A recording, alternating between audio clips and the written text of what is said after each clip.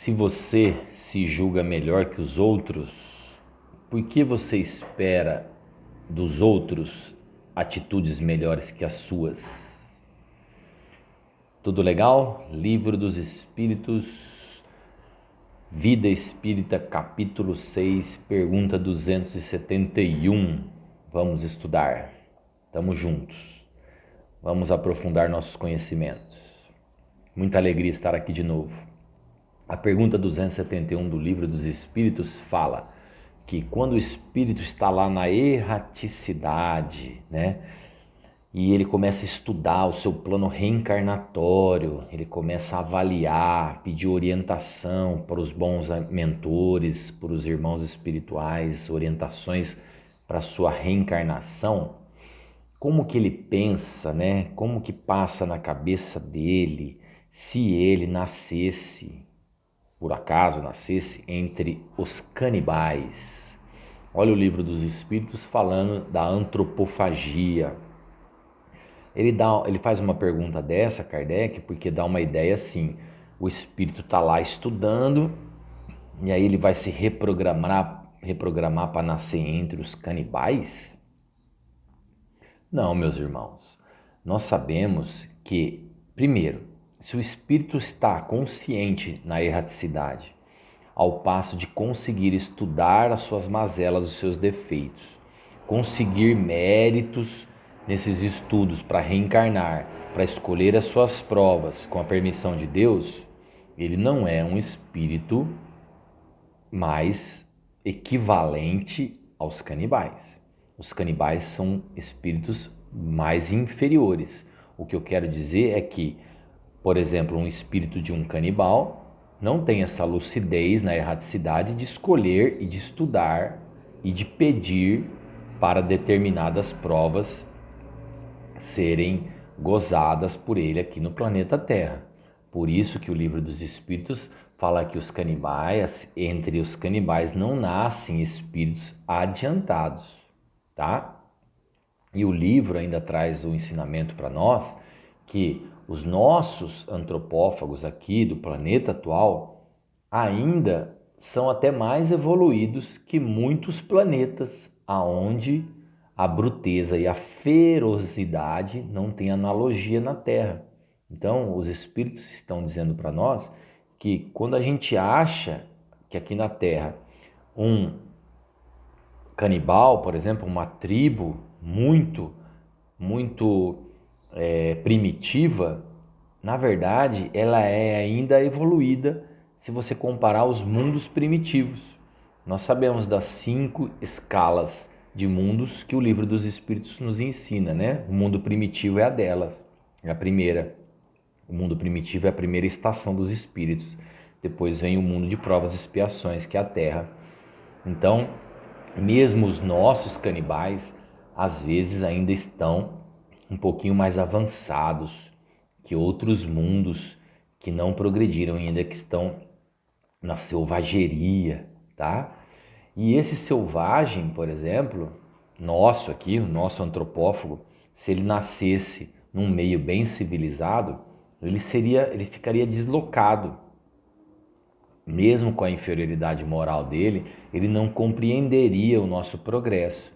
Por isso que a reencarnação se explica por que eu nasci aqui nessa cidade, com esse corpo, com essa profissão, com essa função, e não nasci numa tribo indígena canibal, certo? Senão não haveria bondade de Deus, né? Por que Deus favoreceria algum dos seus filhos por nascer na cidade e desfavoreceria alguns filhos por nascer entre os canibais? Então só o Espiritismo, através da reencarnação, explica isso para nós.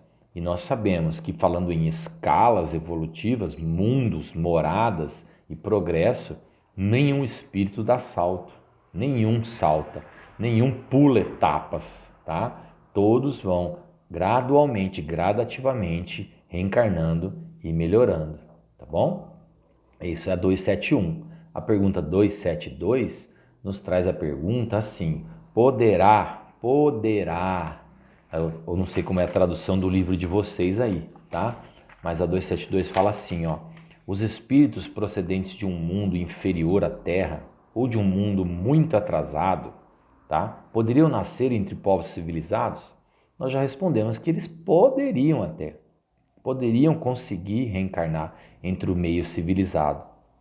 Só que essa tentativa deles de pular muito alto, de saltar etapas, né, de estar num meio que não é adequado ao seu, pode fazer com que eles se extraviem, tá? Querer subir muito alto, eles podem tropeçar, podem cair, eles vão ficar deslocados nesse meio, porque os costumes e os instintos não são os mesmos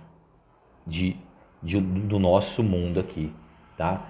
E Kardec complementa com as pequenas letras do livro que às vezes esses espíritos, nessa tentativa de saltar diretamente para o mundo civilizado, eles vão nos apresentar aqui na sociedade como aqueles espíritos ligados a coisas muito violentas, a coisas muito selvagens, mortes, assassinatos, né? Que é próprio da natureza deles. E aí, esse espírito do mundo primitivo aqui, num mundo um pouco mais civilizado, causa espanto, causa medo.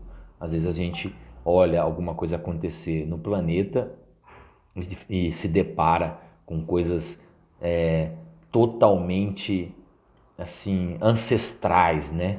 Um crime bárbaro, alguma coisa que a gente fala, meu Deus, nem parece humano, parece um animal entre nós. É a pergunta 272. A 273 fala, será possível que um homem de raça civilizada reencarne por expiação numa raça selvagem? Aí está falando a 273 ao contrário, né?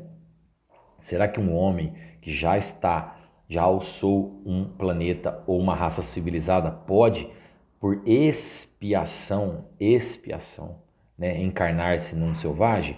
E a pergunta é óbvia, porque isso depende. Eu acredito que se o homem for muito civilizado, ele vai pedir para reencarnar entre os canibais como uma missão, talvez, tá?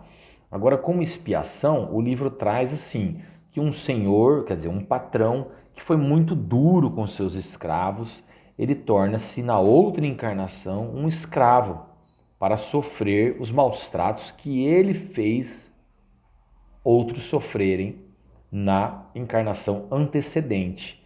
Né? Então seria assim, a lei de ação e reação. Aquele que mandou numa época pode, em outra existência, ser mandado. É assim que a bondade e a justiça divina são os mecanismos de bondade que a justiça divina tem. Ela não faz uma punição contra alguém, escolhendo punir alguém ou preferindo alguém. O mecanismo é esse de bondade. Deus criou sua lei, é ação e reação.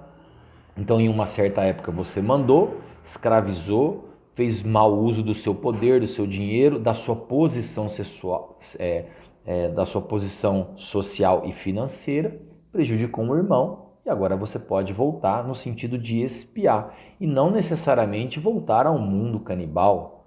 Não, você pode continuar no mundo civilizado e ser mandado, tá?